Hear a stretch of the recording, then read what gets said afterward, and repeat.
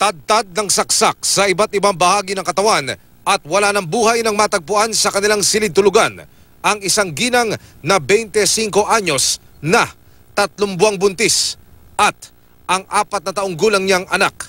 Sa taya ng mga investigador, nangyari ang krimen kahapon ng umaga sa Bukiring Barangay ng San Roque, Dau First, Lubao, Pampanga. Yung pong anak niya, nakadapa na lang. Siya po, nakaside po siya. Ang padre de pamilya ang nakadiskubre ng krimen.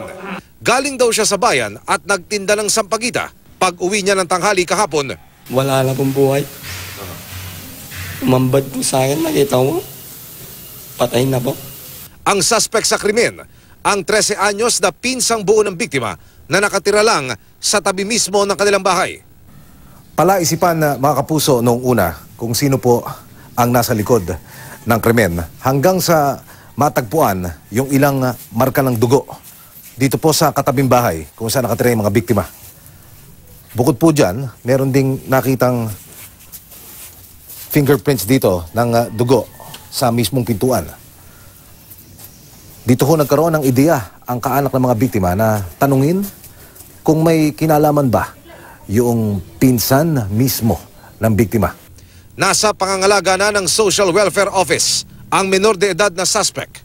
Ayon sa Lubao Police, napagsabihan daw ng biktima ang suspect dahil sa pagkagumon umano nito sa computer games. Pagkagising is parang mayroon daw siyang narinig na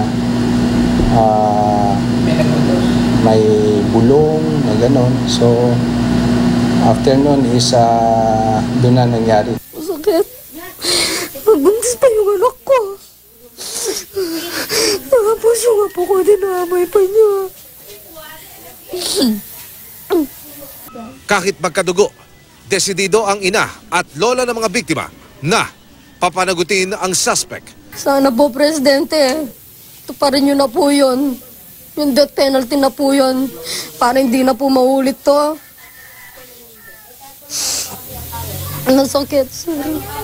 Hindi ko alam ang gagawin ko. Mabait po yung anak ko. Wala po siyang kaaway. Hindi ko na makikita yung mga anak ko. Tsaka po. Emil Sumangil, nakatutok, 24 oras.